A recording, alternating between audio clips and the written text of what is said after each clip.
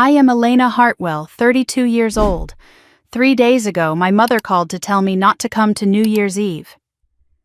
You just make everyone uncomfortable, she said, her voice smooth and final, like she was declining a dinner reservation. So I spent December 31st alone in my Beacon Hill penthouse, standing at the window with a glass of wine, watching strangers celebrate in the streets below, while my family toasted champagne at their Cape Cod mansion without me. The fireworks over Boston Harbor were beautiful. I watched them alone. At exactly 12:01 in the morning, my phone rang. My sister Victoria. Her voice was shaking in a way I had never heard before. Elena, what did you do? Dad is not breathing right. Mom is screaming. The whole family is panicking. What the hell did you do? The news she was talking about, my company, Bloom Botanics, had just gone public at midnight with a valuation of $2.3 billion, making me one of the wealthiest self-made women in the beauty industry. But the money was not what made them panic. It was the Forbes interview that dropped at the exact same moment. 4 years of evidence. Every email, every timestamp, every recording. And the truth about what my sister did to our grandmother. Victoria was still screaming through the phone, her composure shattered for the first time in my memory. She had always been the polished one, the poised one, the one who could walk into any room and make everyone believe she belonged there. But not tonight. Tonight her voice cracked and splintered like cheap glass. You destroyed everything, she hissed. The business, the family name. Everything Grandma built, you just burned it to the ground. I stood at my window, watching the last fireworks fade over the harbor, and I felt something I did not expect. Calm. Complete, bone-deep calm. Everything Grandma built? I said quietly. You mean everything you stole from her? The silence on the other end was deafening. Victoria had spent her entire life never being at a loss for words. She had built a career on charm, on spin, on making people believe whatever version of reality suited her best. But she had no spin for this. The timestamps were from her own email server. The security footage was from the hotel she managed. And Grandma's journal? That was her handwriting. Victoria knew it. I knew it. And now the whole world knew it. These documents are fabricated, Victoria finally managed. You forged them. You manipulated everything because you have always been jealous of me. I almost laughed. 4 years ago, that accusation would have wounded me. I had spent my entire life being told I was the jealous one, the difficult one, the one who could not just be happy for her sister's success. But I was not that woman anymore. The patent filings are dated March 2022, I said. Your trademark application came 3 months later. Every formula in V-Beauty traces back to research I conducted in my apartment, research you accessed when you borrowed my laptop while I was in the bathroom. And Grandma's journal documents every threat you made to her in her final months. Every single one, Victoria. In her own handwriting. Another silence. I could hear her breathing, ragged and uneven. I will destroy you for this, she whispered. Her voice had dropped to something venomous, something that did not even pretend to be sisterly anymore. Whatever you think you have accomplished tonight, I will take it all away. I have done it before. I will do it again. I thought about all the things she had taken from me, my formulas, my fiancé, my place in our family, my grandmother's final months. You already tried, I said, 4 years ago. It did not work. I hung up before she could respond. For the first time in my life, I ended a conversation with my sister on my terms. I finished my wine and watched the city settle into the quiet after midnight. Somewhere across Massachusetts, my family was realizing that everything they had built on lies was about to collapse, and I felt nothing but peace. My phone would not stop buzzing. Within minutes of the Forbes article going live, I had 47 missed calls and over 200 text messages. My mother's messages escalated from demands to threats to something that sounded almost like grief, though I knew better than to believe it was grief for me. "How dare you?" she wrote. "You have destroyed this family. You are dead to us." My father sent only one message. "Elena, please," just those 2 words. No demands, no accusations, just please. His message was different from the others, and I noticed that, filed it away for later. Marcus, my former fiancé, the man who had left me for my sister 2 months before our wedding, sent a wall of text I did not bother to read. Something about how we needed to talk, how this affected all of us, how he had made mistakes. I deleted his message without finishing it. He had made his choice years ago. He did not get to unmake it now. I walked through my penthouse, this apartment I had bought with money I earned, in a building where no one knew or cared about the Hartwell name. Everything here was mine. The furniture I had chosen, the art on the walls, the view of the harbor. I stopped at my desk, where a framed photograph sat in the center. My grandmother Grace, taken in her greenhouse 2 months before she died. Her eyes were kind but knowing, the way they always were, like she could see through every mask people wore. I picked up the frame and held it for a long moment. "I kept my promise, Grandma," I whispered to the empty room. "The truth is out now. They cannot bury it anymore." I set the photograph down and opened my laptop. The Forbes article was already going viral. Comments poured in faster than I could read them. Finally, someone exposed these trust fund frauds. This is the revenge story of the decade. Elena Hartwell is my new hero. I watched the share count climb past 10,000, then 20,000, then 50,000. By morning, everyone would know. By Monday, investigators would start asking questions. By next month, Victoria's empire would be rubble. But the public only saw the surface, the IPO, the billions, the dramatic midnight reveal. They did not know what it cost to get here. They did not know about the years of being invisible, the theft of everything I had built, the sister who smiled at family dinners while systematically dismantling my life. They did not know about my grandmother, who saw me when no one else did, who prepared for this moment even as she lay dying. They did not know about the box Victoria thought she had buried forever. To understand what happened tonight, you need to understand the Hartwells, not the family everyone sees at charity galas and society weddings. The real family. The one that taught me love was conditional, and loyalty was just another word for control. The one where brilliance meant nothing if it did not photograph well. The one where I learned, long before I should have, that some people will take everything you have and convince the world you gave it willingly. Victoria thinks tonight destroyed her, but she does not understand yet. The Forbes article was just the beginning. What comes next? The investigations, the lawsuits, the truth about what she did to Grandma Grace in those final months. That is when she will realize I did not just expose her business. I exposed everything she is. And it all started with a box she thought she had buried forever. The Hartwells were not just wealthy. We were legacy. 4 generations of Cape Cod real estate, a luxury hospitality empire that stretched across New England, the kind of family whose name appeared on hospital wings and university buildings. Our mansion sat on a private stretch of coastline, 12 bedrooms, a private beach, gardens designed by a landscape architect my grandmother had imported from London. When I was a child, I thought everyone lived like this. By the time I was a teenager, I understood that almost no one did, and that my family would never let me forget the difference.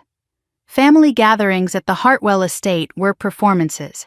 Everyone dressed perfectly, said the right things, smiled for photographs that would end up in society magazines. The crystal was always polished. The flowers were always fresh. The laughter was always just a little too loud, a little too practiced, never quite reaching anyone's eyes. My father, Richard, ran the company, Hartwell Hospitality Group, but my mother, Margaret, ran everything else.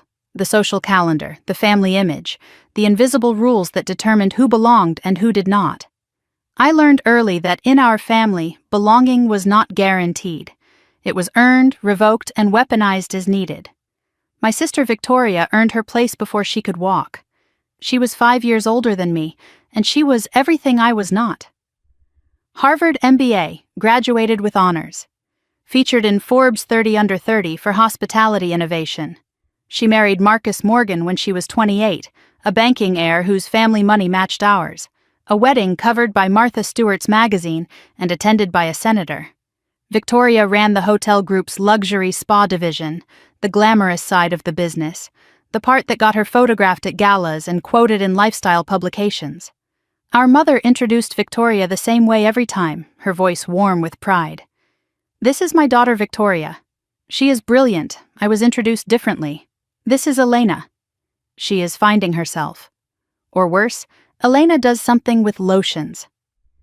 I had graduated from Northeastern with a chemistry degree, summa cum laude. I had published 2 research papers on botanical compounds.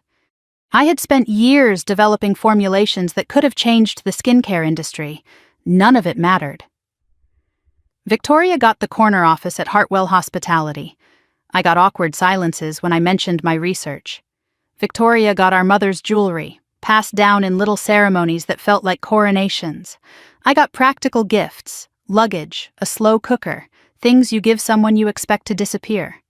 Every holiday, every family dinner, every phone call, the pattern repeated.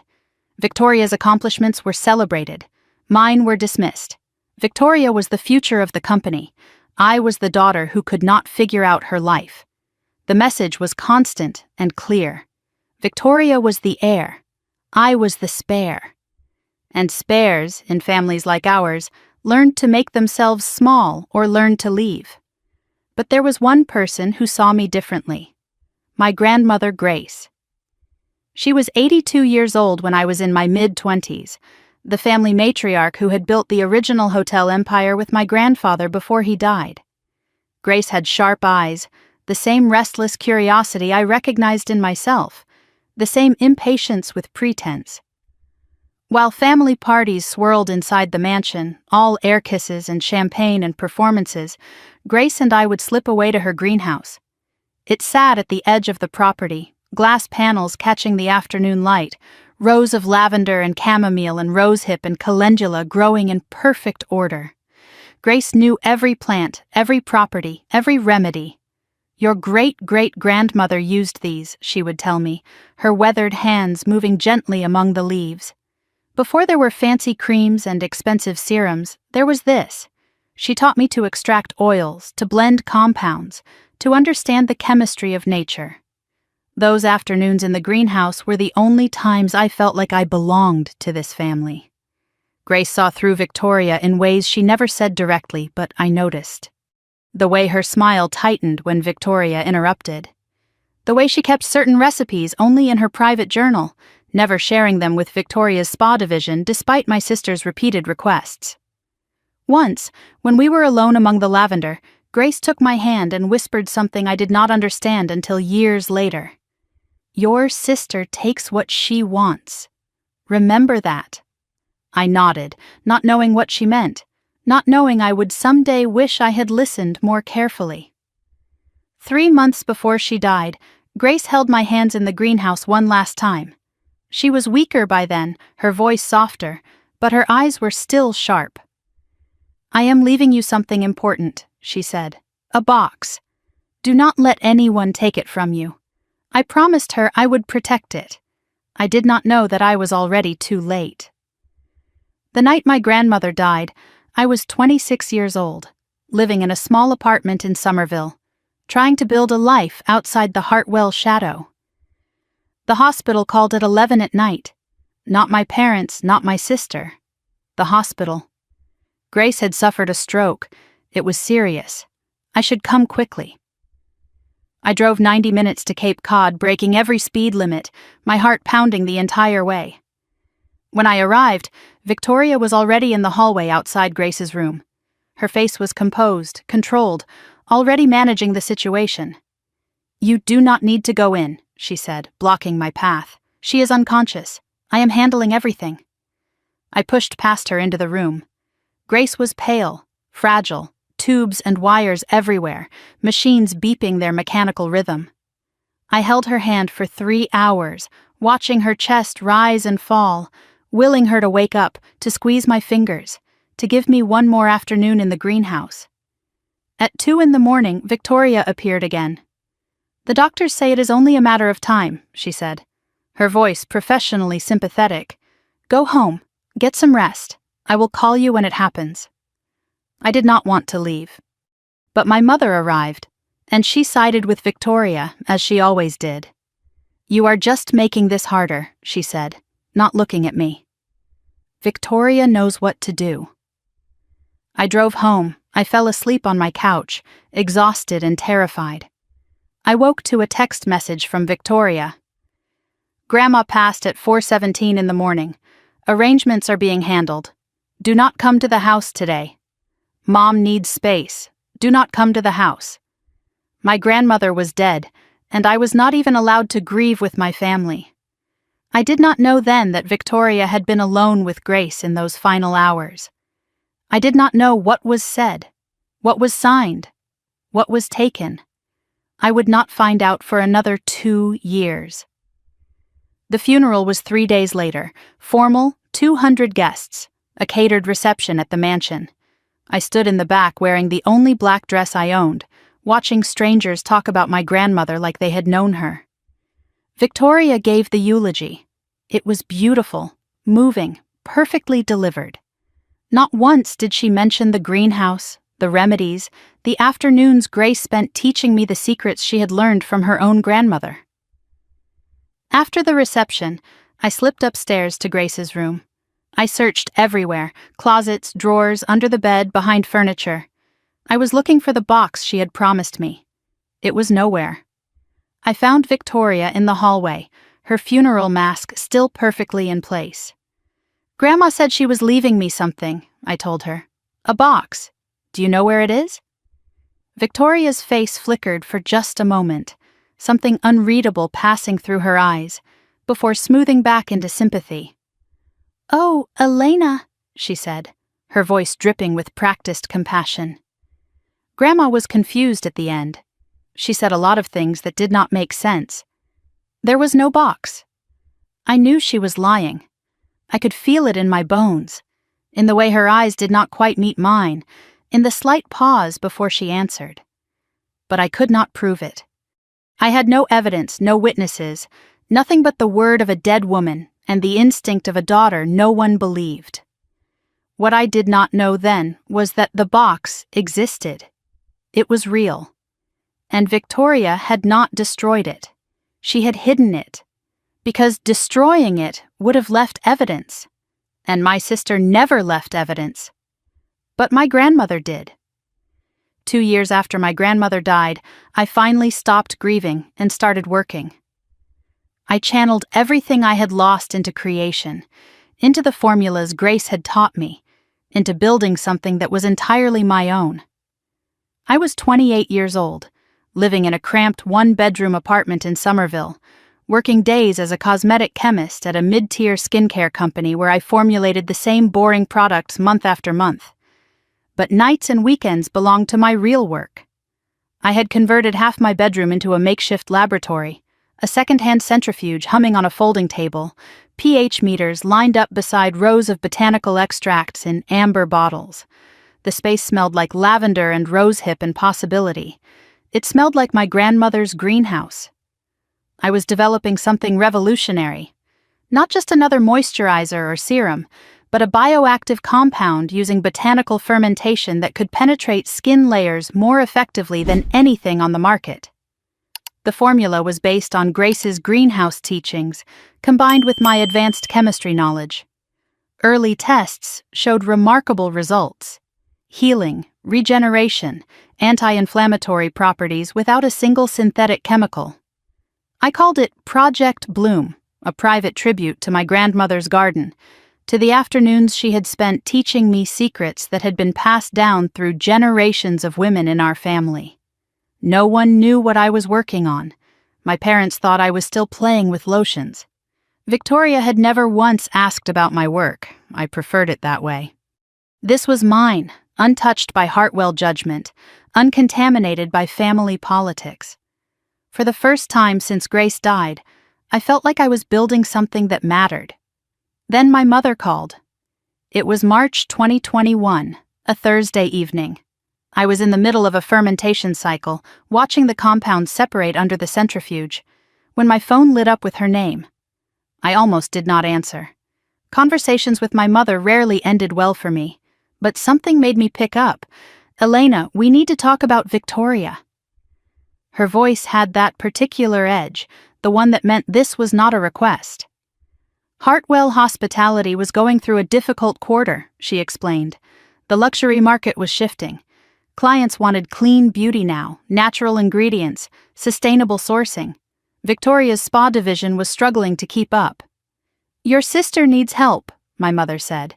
"You understand all that botanical nonsense. She just needs a little guidance."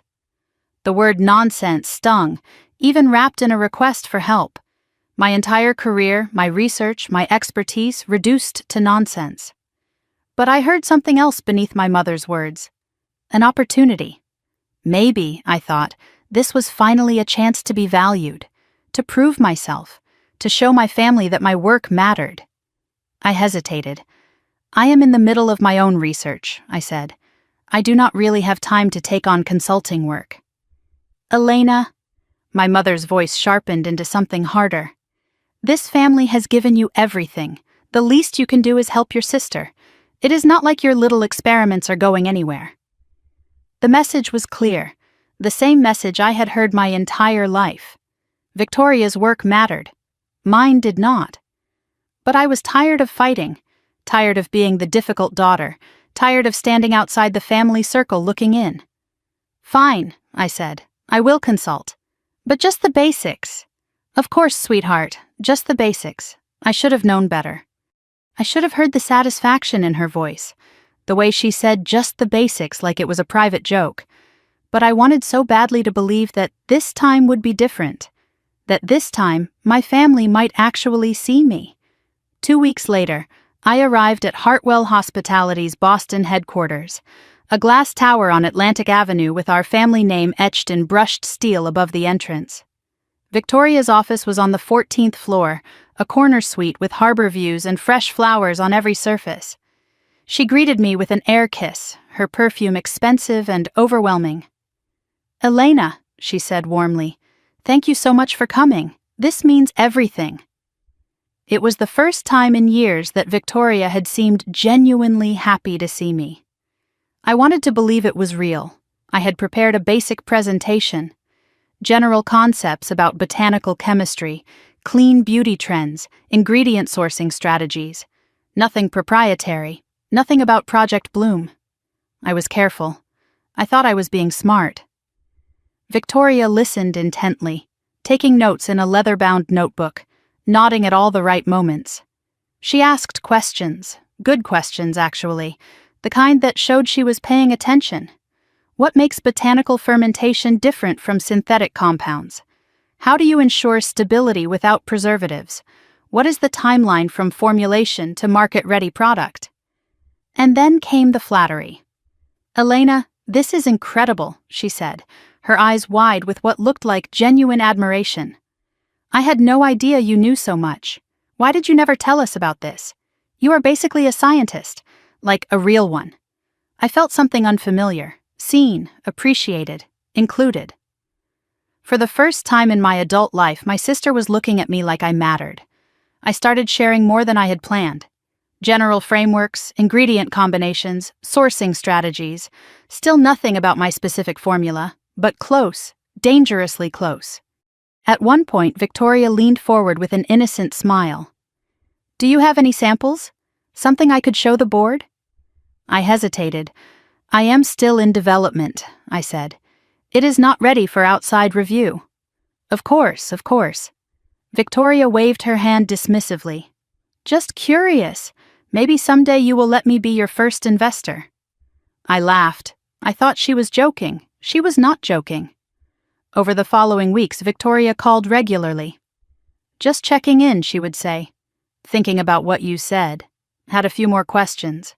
I was flattered at first. Finally, a relationship with my sister. Finally, someone in my family who cared about my work. But the questions grew more specific with each conversation. What exact ratios do you use for the fermentation process? Where do you source your calendula?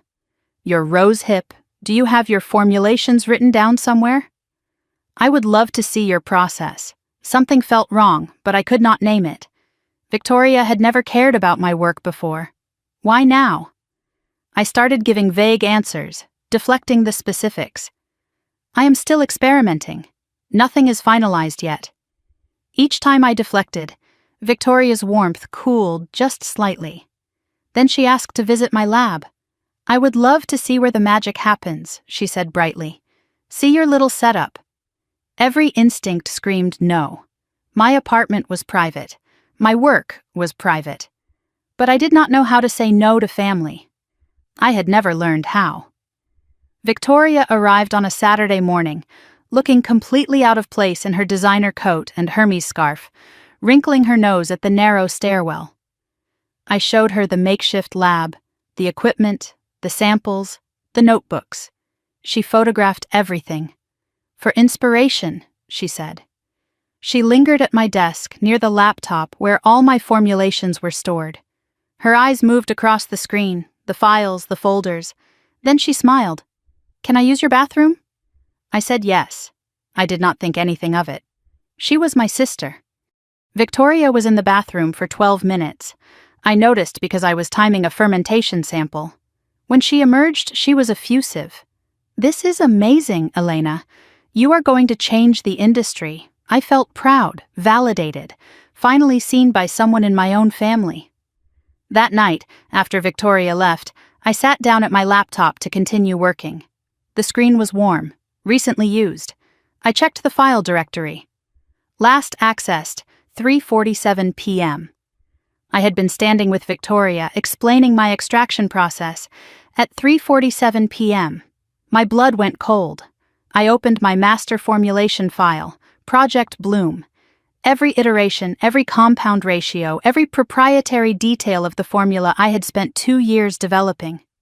Last opened, 3:42 p.m. Someone had accessed my life's work, and there was only one person it could have been. My grandmother's voice echoed in my memory, words I had not understood until this moment. Your sister takes what she wants. Remember that. I had not listened then. I was listening now. I did not confront Victoria that night. I needed to think, to plan, to protect what was left. But one thing was already clear. The sister who had finally seemed to love me had only ever wanted what she could take, and she had taken everything. For 2 weeks I said nothing. I watched. I documented. I waited. Every night after work I sat at my laptop and saved screenshots of the file access logs, the metadata that proved someone had opened my formulations while I was standing in my own apartment showing my sister around. I backed up everything to an encrypted drive. I wrote down dates, times, details of every conversation Victoria and I had shared. I told myself I needed proof before I accused my sister. But the truth was simpler. I was terrified of what confrontation would cost me. I had spent my entire life trying to earn a place in my family. Accusing Victoria of theft meant giving up any hope of ever belonging. But I could not sleep. I could not focus at my day job. Every time I looked at Project Bloom, my life's work, I felt sick knowing that Victoria had her hands on it. My grandmother's voice echoed in my head. Your sister takes what she wants. Grace had known. Grace had tried to warn me, and I had walked right into the trap anyway, so desperate for approval that I had handed my sister the keys to everything I had built. 2 weeks after the laptop incident, I made my decision. I called Victoria. I need to talk to you, I said. In person. It is important. Her voice was breezy, unconcerned. Of course. Come by the office tomorrow. We can grab lunch. I did not want lunch. I wanted answers. I will be there at 10. Victoria's corner office looked the same as before. Harbor views, fresh flowers, everything polished and perfect. She was radiant that morning, new highlights in her hair, a designer dress that probably cost more than my monthly rent. Elena, she said warmly, sit down.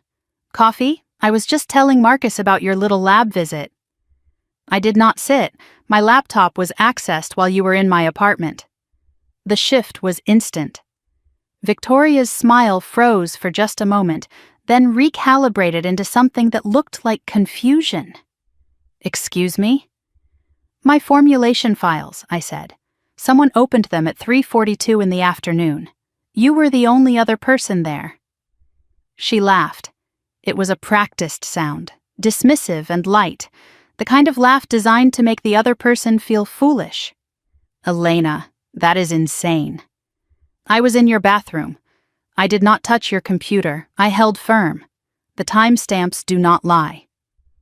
Victoria's expression shifted again, this time into something that looked almost like concern. "Honey," she said slowly, "I think you are stressed. You have been working so hard on this little project. Maybe you opened the files yourself and forgot." "I did not forget." She sighed, shaking her head with exaggerated sisterly pity. "This is exactly why Mom worries about you. You have always been a little paranoid. Remember when you thought your college roommate was stealing your notes? And it turned out you had just misplaced them? I had not misplaced anything." But the memory still stung, the way family myths always do. Stories repeated so many times they become truth whether they happened or not. "That was different," I said. "Was it?" Victoria tilted her head, her eyes wide with false sympathy. "Elena, I am your sister. I would never steal from you. The fact that you would even suggest it honestly hurts. She was doing it. Right in front of me, without blinking, she was rewriting reality, making me the villain, making herself the victim. I had watched her do it to other people for years. I just never thought she would do it to me." I left her office without another word. I knew confronting her had been a mistake. Within hours, my phone rang. My mother. "Victoria just called me in tears," she said, her voice sharp with accusation. "She said you accused her of stealing?" I tried to explain. The laptop, the timestamps, the questions about my formulations that had grown more specific with each conversation. Margaret cut me off before I could finish. "Elena, stop. Just stop. Your sister has bent over backward to include you. She asked for your help. She visited your apartment. She has tried to build a relationship with you. And this is how you repay her? Mom, I have proof." "Proof of what?" Margaret's voice dripped with contempt. "That your computer was used while you were home? That could have been anyone. That could have been you." I tried one more time. There was no one else there. The silence on the other end was worse than her words. When she spoke again, her voice was ice. "You have always been jealous of your sister. Since you were children. I had hoped you would grow out of it, but apparently not. Drop it. Apologize to Victoria, and maybe take some time to reflect on why you always need to be the victim." The line went dead. I stood in my apartment, phone in hand, feeling like the floor had dropped out beneath me. I had proof. I had evidence. And none of it mattered because my family had already decided who to believe. 3 days later, my world collapsed again. Marcus and I had been engaged for 3 years. We had met at a chemistry conference where he was doing pharmaceutical sales. He was charming, ambitious, the kind of man who made you feel like the only person in the room. We were not soulmates, but we were comfortable, stable. I had spent so many years feeling invisible that being seen by someone, anyone, felt like enough. Our wedding was planned for fall. The venue was booked. The dress was bought. I had allowed myself to imagine a future outside the Hartwell shadow. Then Marcus called. His voice was strange, distant, rehearsed. "Elena, we need to talk. I have been doing a lot of thinking." My stomach dropped. I knew that tone. "I did not think we should get married," he continued. "I do not think we are right for each other." I tried to understand. I asked questions. I begged for explanations. Marcus was vague. "I have just been feeling disconnected. We want different things." What things? What changed? Nothing changed. I have just realized some things about myself. He ended the call before I could respond. I sat on my apartment floor, surrounded by formula notes and research files, and I cried for the first time since my grandmother died. First Victoria, now Marcus. Everything I had was disappearing. Something nagged at me in the days that followed. The timing was too perfect. Victoria confrontation on Monday. Marcus breakup on Thursday. But I pushed the thought away. Even Victoria would not do that. Would she? 2 months later, I received an envelope in the mail. Thick cream cardstock, calligraphy addressing, the kind of stationery used for important announcements. Inside was a wedding invitation. Victoria Hartwell and Marcus Webb request the pleasure of your company. The wedding was 2 months away. The venue was the Cape Cod mansion. I read the invitation 3 times, certain I was hallucinating. Marcus, my Marcus, marrying my sister, 2 months after breaking our engagement. The math did not work unless they had been together before he ended things, unless Victoria had been stealing more than formulas. I called my mother, my voice shaking. Did you know about this? Margaret's response was cool, unsurprised. Victoria and Marcus reconnected after your relationship ended. These things happen, Elena. You cannot blame them for finding happiness. They were together before he broke up with me. Do not be dramatic. You are just upset because you could not keep him. You could not keep him. Like Marcus was a possession I had misplaced. Like losing him was my failure, not their betrayal. 2 weeks before Victoria's wedding, I attended a Hartwell Hospitality charity gala. I stood in a corner, avoiding eye contact, counting the minutes until I could leave. A young woman in a hotel staff uniform approached me, nervous, looking over her shoulder. Miss Hartwell? Elena? Yes? I am sorry, she whispered. I am so sorry about what happened. I did not understand. Sorry about what? She glanced around, then spoke quickly, her voice barely audible. Your sister. She planned this for months.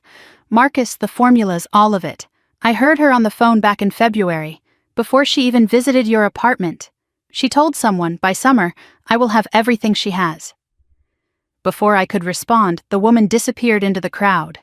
I stood frozen, champagne warming in my hand.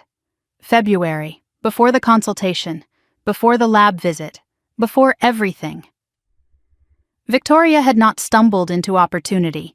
She had orchestrated destruction, my work, my fiancé, my place in this family. All of it taken by design. I made a decision in that moment, standing alone at my family's party, surrounded by people who had never seen me.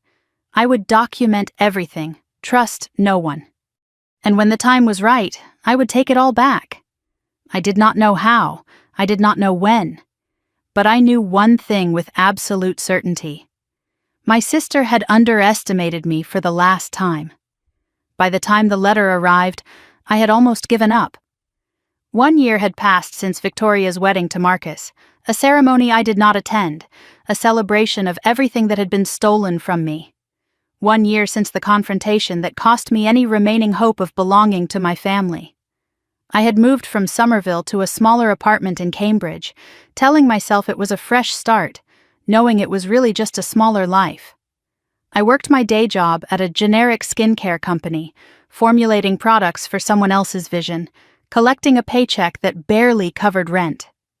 Project Bloom sat untouched on my hard drive, too painful to open, too precious to delete. I was 29 years old, and I felt like my life was already over.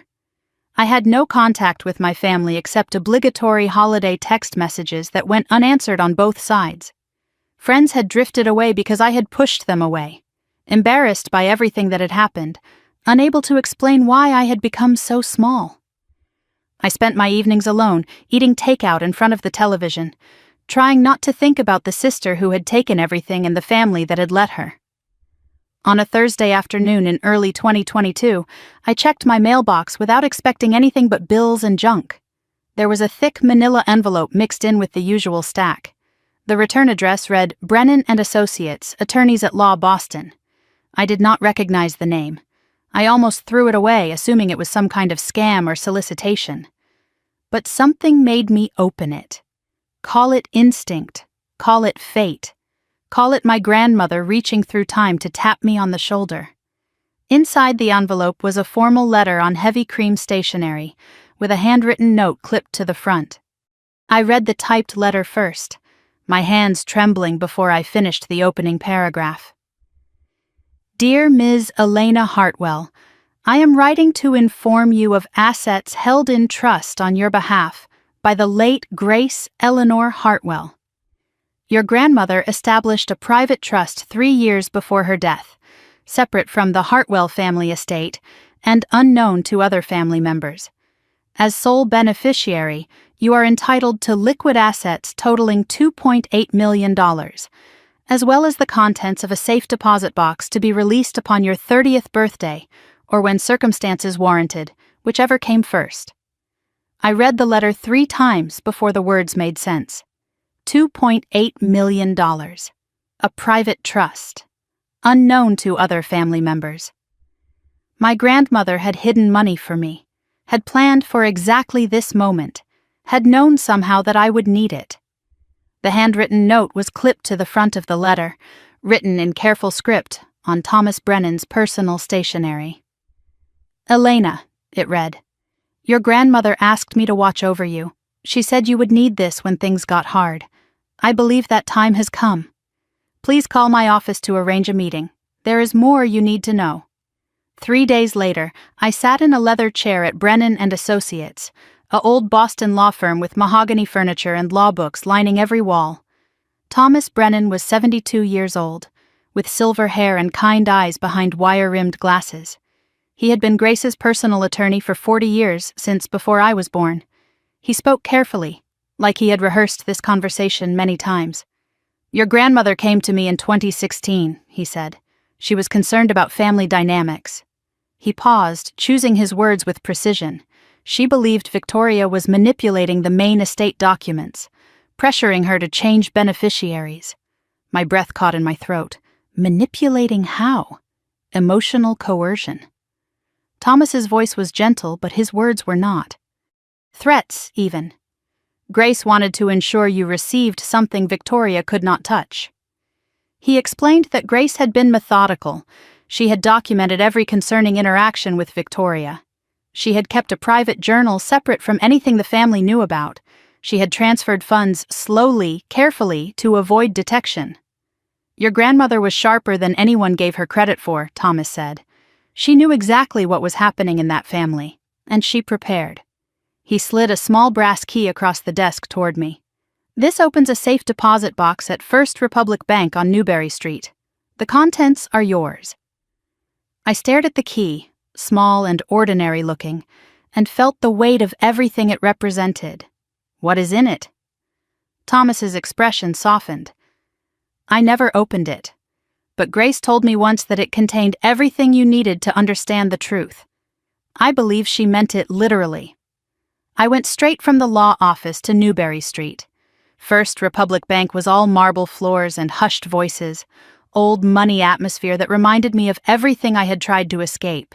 I showed my identification, signed papers, followed a banker to the vault room.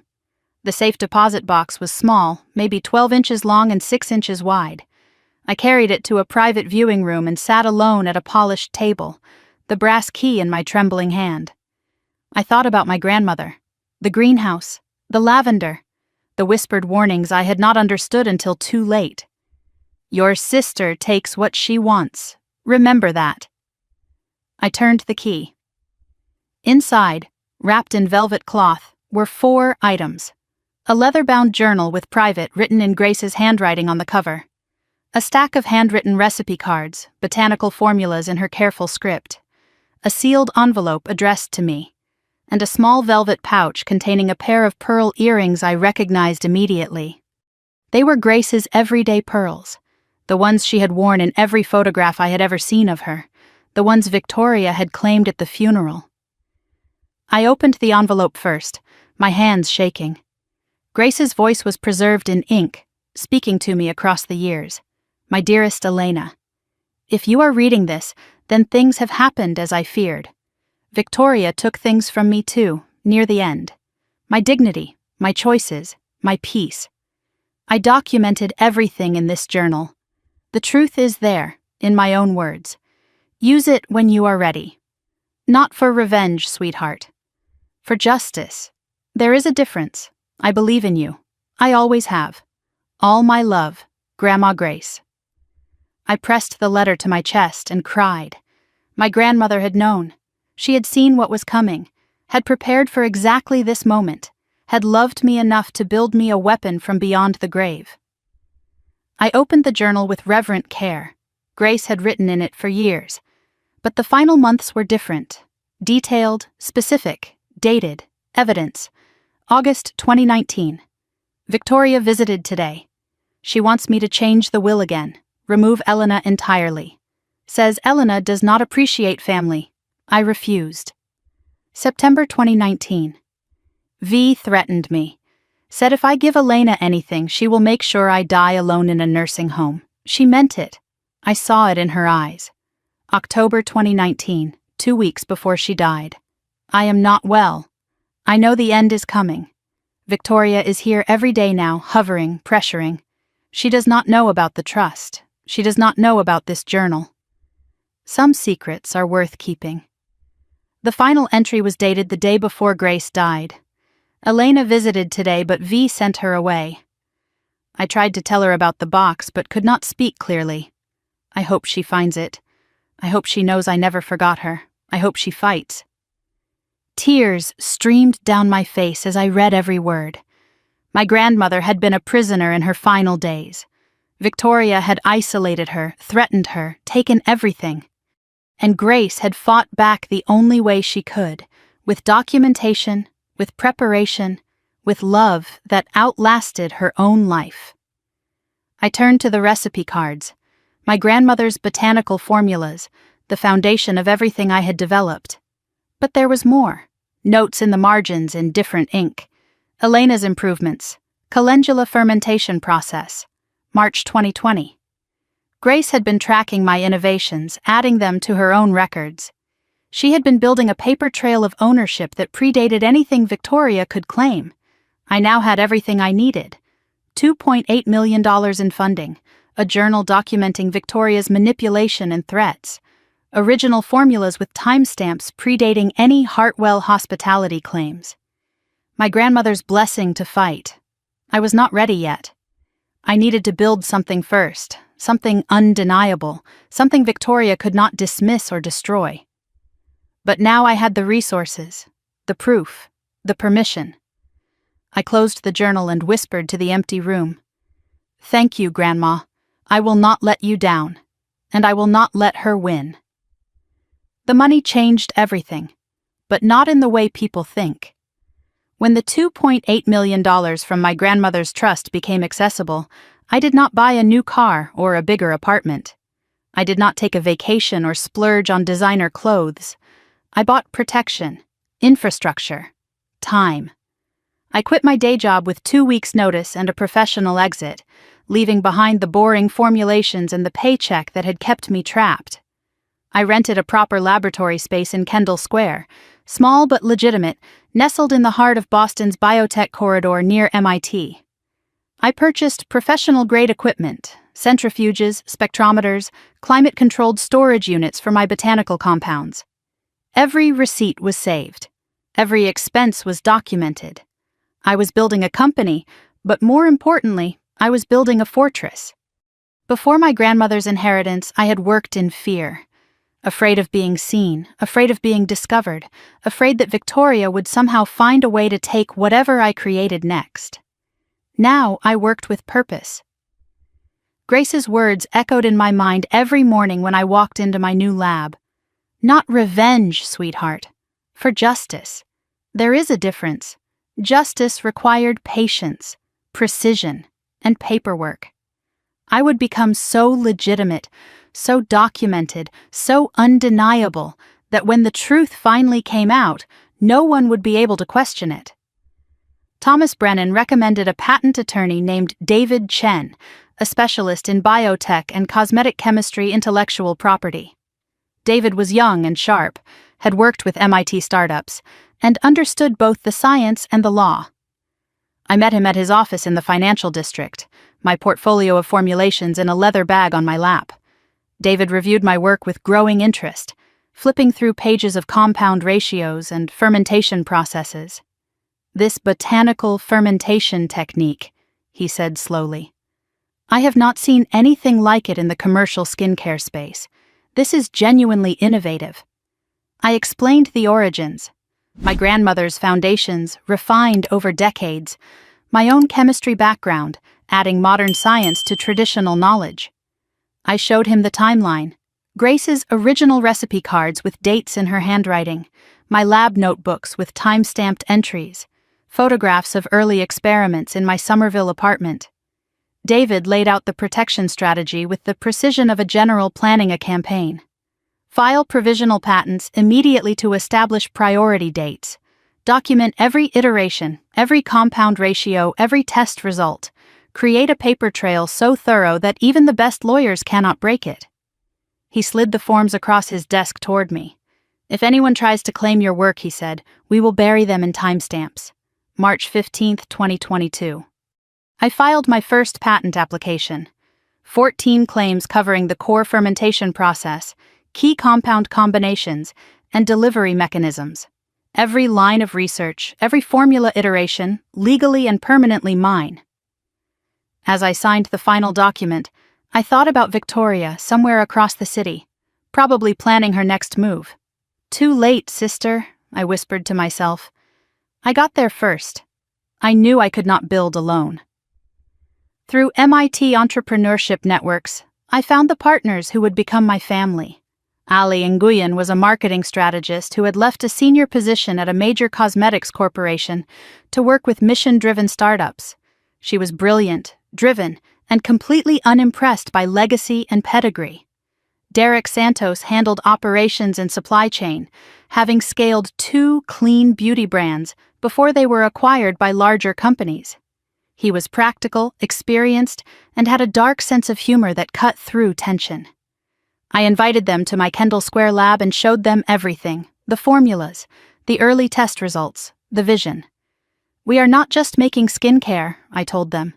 "We are proving that botanical chemistry can outperform synthetic, that my grandmother's knowledge combined with modern science can change an entire industry." Ali leaned forward, her eyes sharp with interest. "What is the catch? Why has no one funded this already?" I paused, then I told them everything. Victoria, the theft, the family that had chosen my sister over truth, the journal documenting years of manipulation, the evidence I was still gathering. Silence filled the lab. Then Derek spoke, a slow smile spreading across his face. "So we are building something incredible, and we get to watch karma work in real time?" "Something like that." "I am in," he said immediately. Ali nodded. "Me too. Let us bury them." We incorporated Bloom Botanics in April 2022. I served as CEO and Chief Scientific Officer. Ali became Chief Marketing Officer. Derek took Chief Operations Officer. Equal partners with an aligned mission and no family complications. For the first time in years, I had people I could trust. People who saw my work for what it was worth. People who chose me. June 2022. I was in my lab reviewing fermentation cycles when Ali burst through the door with her phone in her hand. Her face was pale. "You need to see this." She held up the screen. A Hartwell Hospitality press release filled the display. V-Beauty by Victoria Hartwell. Revolutionary botanical skincare for the modern woman. My stomach dropped as I read the details.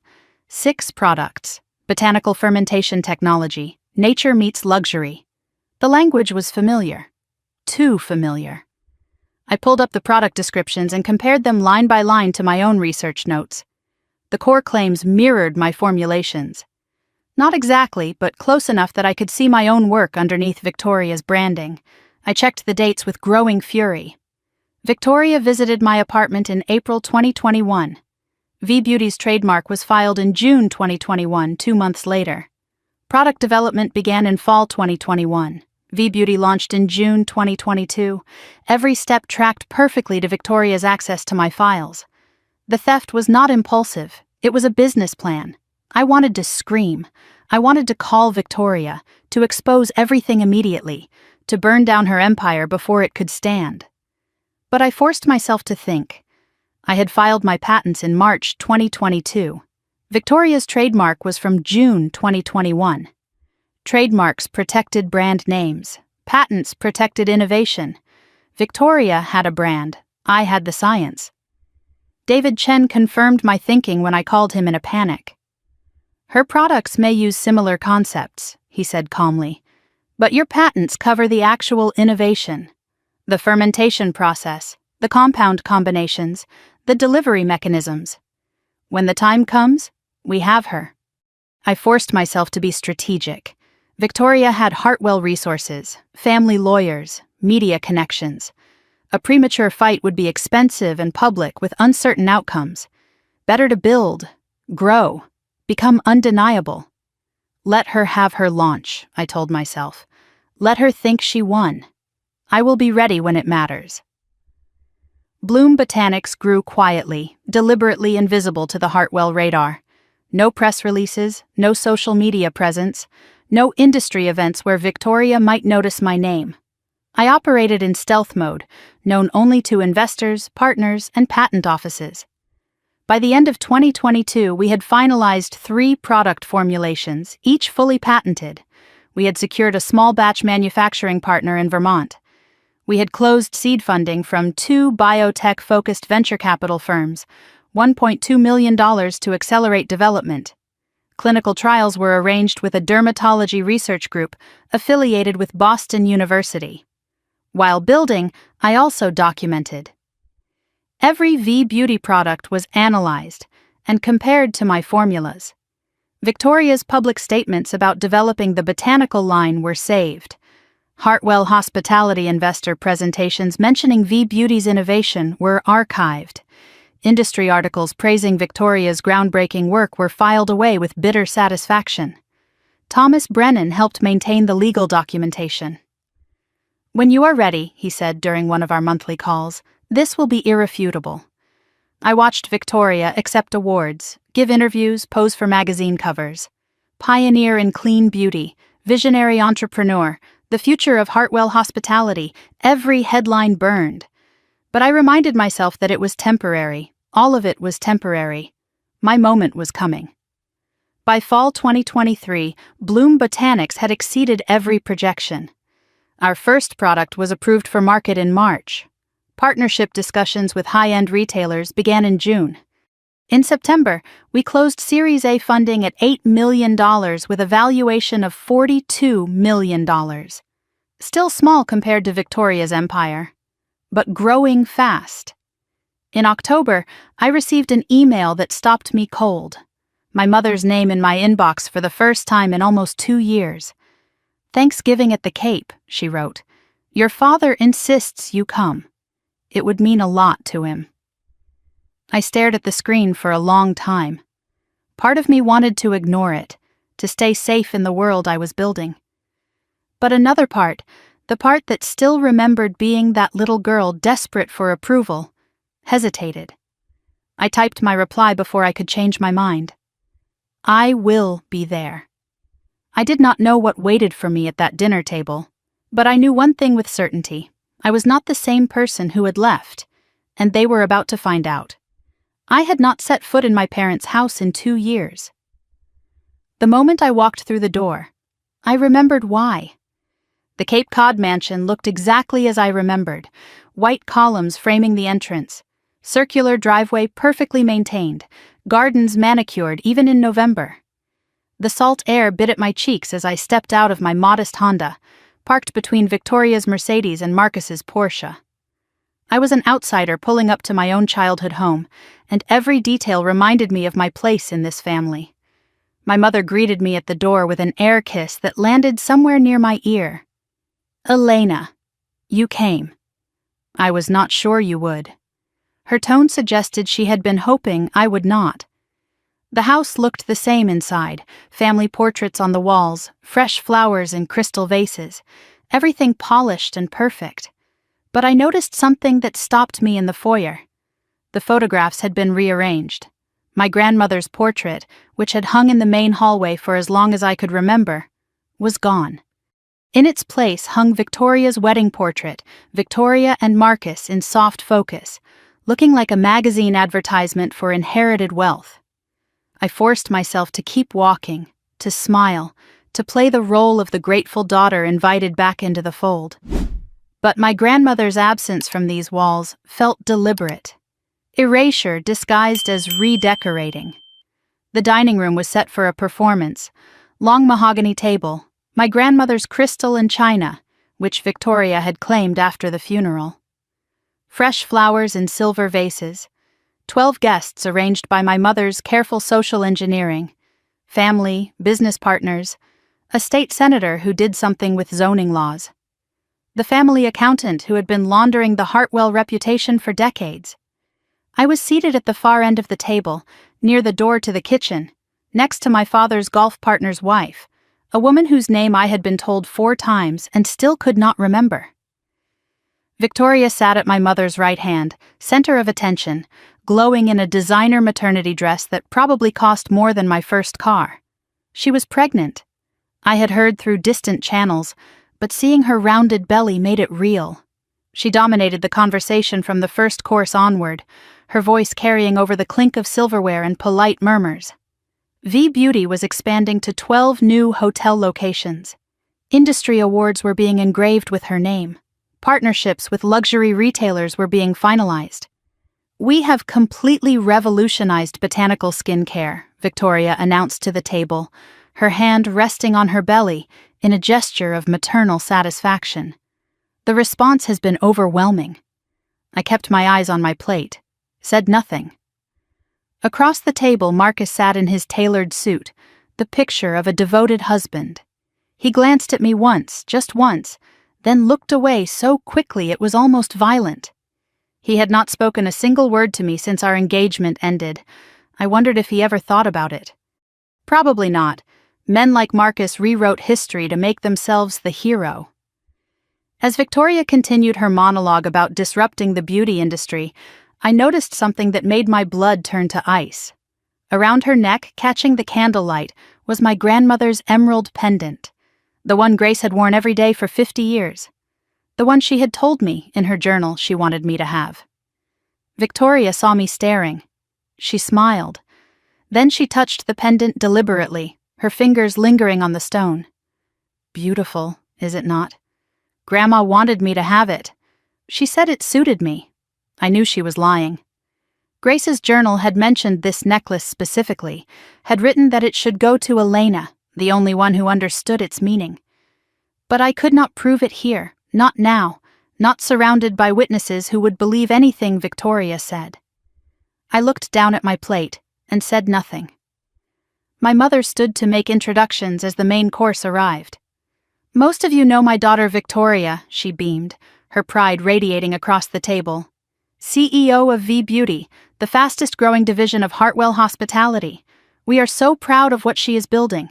She just closed partnerships with 2 major hotel chains and 3 luxury retailers."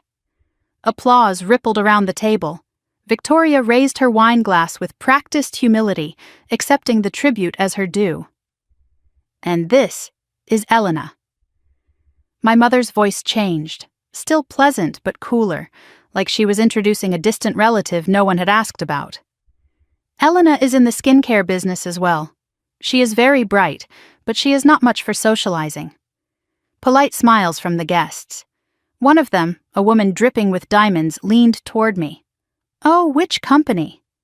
Before I could answer, Victoria interrupted. "Elena has a little startup. Very niche. I keep telling her she should come work for V Beauty. We could use her chemistry background." The condescension was surgical, delivered with a sisterly smile that fooled everyone except me. I felt every cut, every implication, little startup, niche, chemistry background, like I was some lab assistant who might be useful for grunt work. After the main course, my mother stood again. "I have wonderful news to share," she announced, her face glowing with anticipation. "Victoria and Marcus are expecting their first child. A boy, due in April." The table erupted in congratulations. Victoria's eyes glistened with perfectly timed tears. Marcus put his arm around her shoulders, the proud father-to-be. My mother continued, her voice thick with emotion. Finally, a real Hartwell heir, someone to carry on the family legacy. She did not look at me. She did not need to. The implication was clear enough. Victoria's child mattered. I never had. One of the guests turned to me, perhaps trying to include me in the celebration. "And what about you, dear? Any special someone?" Victoria laughed lightly before I could respond. "Elena is married to her work. Are you not, Elena?" I forced a smile that hurt my face. Something like that. I excused myself before dessert, claiming I needed to use the restroom. Instead, I walked through the back hallway and out to the garden, desperate for air that did not smell like hypocrisy and expensive perfume. My feet carried me automatically to my grandmother's greenhouse, the place where I had spent the happiest hours of my childhood. It was abandoned now, glass panels dusty and cracked, the plants inside brown and dead. Victoria had not bothered to maintain it. Grace's legacy, left to rot. I did not hear my father approach. He appeared beside me, hands in his pockets, looking at the ruined greenhouse with an expression I could not read. "Elena, Dad." We stood in silence, the sound of waves in the distance, the party continuing without us inside. "I know something is wrong," he said finally, his voice barely above a whisper. "Between you and your sister, between you and all of us." I finally looked at him. His face was older than I remembered, tired in a way that makeup and expensive suits could not hide. "I am sorry I cannot," he started, then stopped. "I am sorry I have not." He could not finish the sentence, could not name what he was apologizing for. But the fact that he was trying, that he had followed me out here, that he was speaking to me at all, it was more than he had done in years. "Your grandmother used to say you were the strongest of all of us," he said quietly. She was right. I felt tears threatening and fought them back. "Then why did you never protect me?" His eyes dropped to the ground.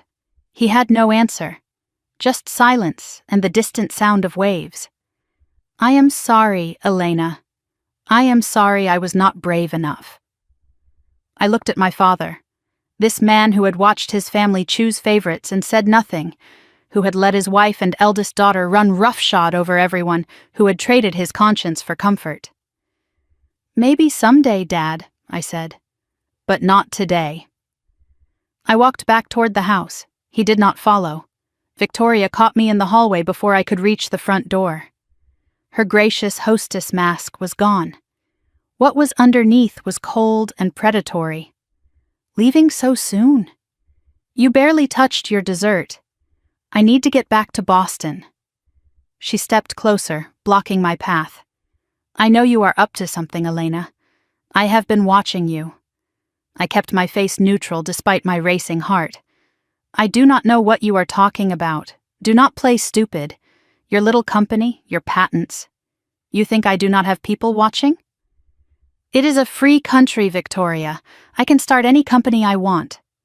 Her voice dropped to a venomous whisper. "Let me be very clear. Whatever you are planning, stop. This family is mine. This industry is mine. Everything is mine." She touched the emerald pendant again. "Including this. If you try to come for me, I will destroy you. I did it once with Marcus. I did it with your formulas. I will do it again. I will destroy your little company. I will destroy your reputation. I will make sure you never work in this industry again. And this time, there will not be anything left to come back to." She was admitting it. Right here in our mother's hallway, without witnesses, she was confessing to everything. I looked at my sister, at the woman who had taken my work, my fiancé, my grandmother's love, and felt something unexpected. Not fear, pity. "You know what, Victoria? You are right about one thing." Her smile faltered slightly. "There will not be anything left. But not for me." I walked past her, opened the front door, and stepped into the cold November night without looking back. In the car, my hands shook on the steering wheel. I reached into my jacket pocket and pulled out my phone. The voice memo app was still running. I had started it when I saw Victoria approaching in the hallway. Her voice played back, crystal clear. I did it once with Marcus. I did it with your formulas. I made one call. Thomas Brennan. Thomas. It is Elena. I am ready. The Monday after Thanksgiving, I walked into Thomas Brennan's office with 4 years of evidence in a rolling suitcase. I had spent the weekend organizing everything, categorizing documents, labeling recordings, creating timelines that traced every act of theft and manipulation. Thomas cleared his entire afternoon. David Chen joined via video call from his financial district office. The conference table became a war room. I laid out the evidence systematically, piece by piece, building a case that even the best lawyers could not dismiss. My grandmother's journal documenting Victoria's threats in her final months.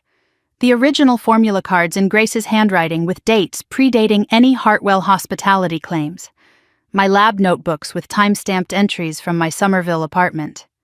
Patent filings from March 2022, 3 months before V-Beauty's trademark application. File access logs from my laptop proving the breach. V-Beauty product analysis showing formulations that matched my research. And the Thanksgiving recording of Victoria admitting everything in her own voice. Thomas and David exchanged looks across the table. David spoke first, his voice careful and precise. This is not just intellectual property theft, Elena. This is fraud. Possibly elder abuse. Definitely perjury if she has made any false statements in official filings. I felt the weight of what I had built, not just a case, a weapon. What do we do with all of this? I asked. Thomas leaned back in his chair, studying me with those sharp old eyes. That depends. What do you want, Elena? Settlement? Criminal charges? Public exposure? I thought about my grandmother, about Victoria's smug smile at that dinner table, about every dismissal and theft and lie that had brought me to this moment. I want the truth, I said. I want everyone to know exactly who she is. Over the following weeks, Thomas dug deeper into Hartwell family records. He had contacts in places I did not know existed. Estate lawyers and probate clerks and people who owed him favors from 40 years of practicing law in Boston. I continued building Bloom Botanics while he investigated, pouring my energy into formulations and partnerships while the legal machinery turned in the background. In January 2024, Thomas called me with news that changed everything. You need to come to my office,